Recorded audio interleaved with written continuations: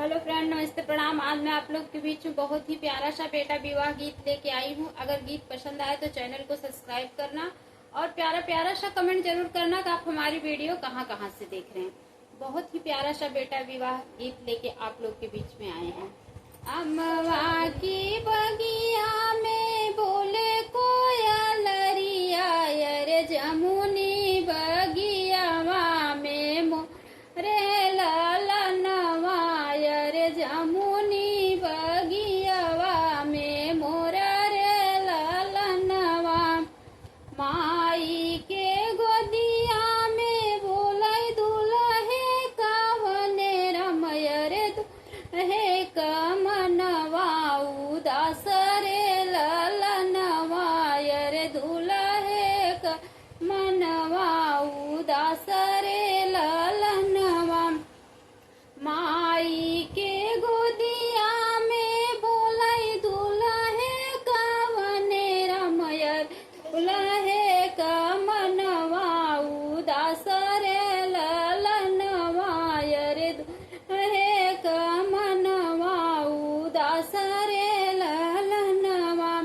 माई दुलारी पूछै, चाची दुलारी पूछै, अरे सुन बेटा यर हमार रे ललनवा, रे सुन बेटा यर हमार रे ललनवा।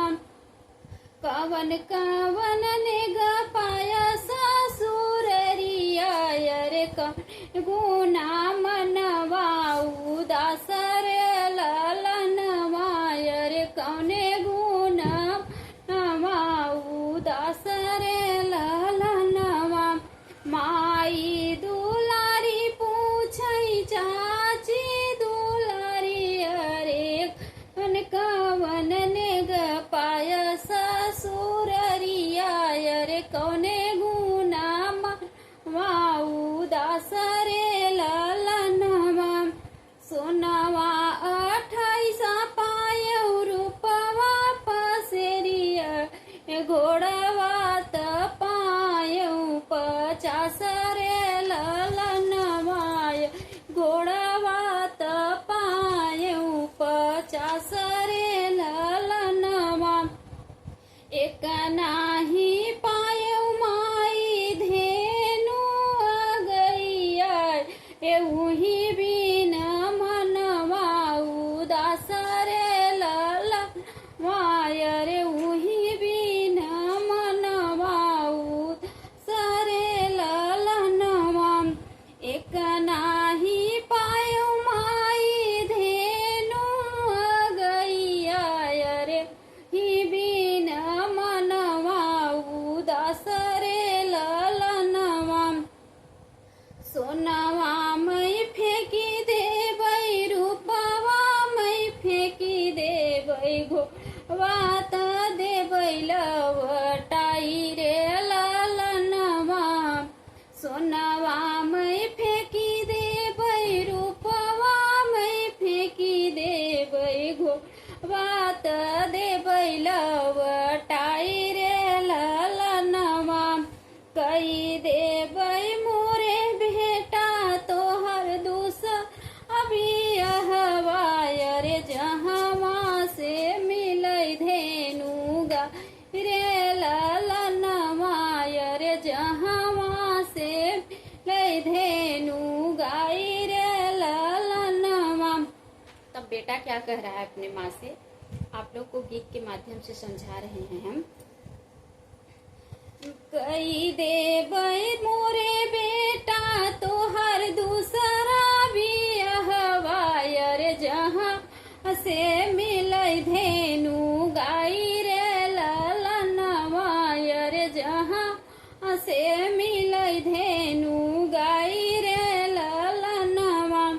सोनवा मैं धैले रूपवा मैं धैले घोड़वा जे लेबै बाँधी रे ललनवा, रे घोड़वा जे लेबै बाँधी रे ललनवा।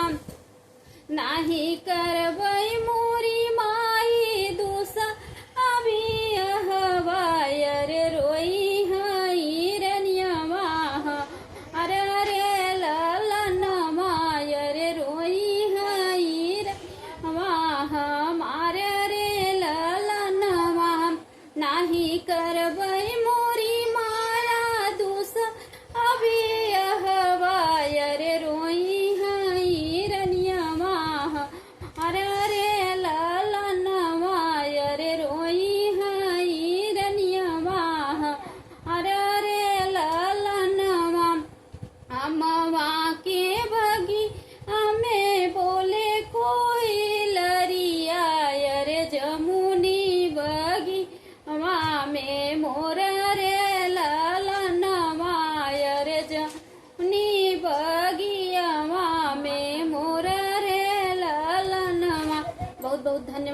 पसंद आए तो ज़्यादा से ज़्यादा शेयर करना और चैनल को सब्सक्राइब करना।